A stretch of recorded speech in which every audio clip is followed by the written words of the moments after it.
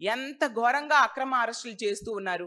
బీసీల తరపున తన గొంతు వినిపిస్తున్నారని ఈరోజు అప్పలరాజు గారిని ఇంత అన్యాయంగా అరెస్ట్ చేశారు. అసలు హిట్లర్, గడాఫీ టైంలో గూడా ఇలాంటి అక్రమ అరెస్టులు ఉండేవి కాదు అనేసి నేను అనుకుంటూ ఉన్నాను. నిజం చెప్పాలంటే ఎంతసేపు గూడా బీసీలని అణగదొక్కాలి అని చూస్తూ ఉంటూ ఉన్నారు ఈ కూటమి ప్రభుత్వం. అసలు ఈ అప్పలరాజు గారి విషయం తీసుకుంటే ముందు నుంచి గూడా అక్రమ అరెస్ట్ చేయడానికి ఎప్పుడు దొరుకుతారా అని చూస్తూ ఉండే పరిస్థితి. ఎందుకంటే యెల్లో మీడియాలో ఈ రాజకీయ ఎజెండాతో ఈ కేసు గురించి వీళ్ళు రాస్తారు. దానినేమో పోలీసులు ఫాలో అయిపోతూ ఉంటారు. ఎంత దారుణం ఇది!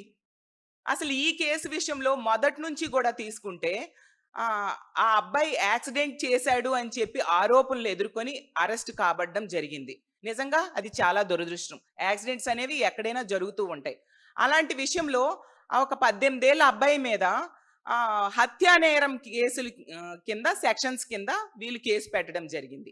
కల్పబుల్ హోమిసైడ్స్ అంటే కావాలని హత్య చేశారు అనే సెక్షన్స్ కింద కేసులు పెడితే వీళ్ళ కోర్టు చేవాట్లు వేశాక మీరు ఆ సెక్షన్స్ మార్చారు. ఇది నిజం కాదా?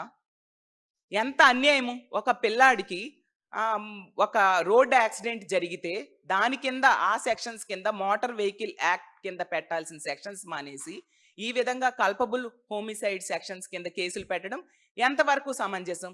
ఆ పిల్లాడికి వైద్య పరీక్షలకు పంపాల్సింది పోయి ఒత్తిడి తీసుకొచ్చి జైలుకి తీసుకెళ్లిన పరిస్థితి కూడా మనం చూసాం. ఇప్పుడు ఏకంగా ఆ అబ్బాయి తండ్రిని కూడా అరెస్ట్ చేశారంటే ఎంత నియంతృత్వ పోకడలు ఈ ప్రభుత్వంలో జరుగుతూ ఉన్నాయనేది మనం అర్థం చేసుకోవచ్చు.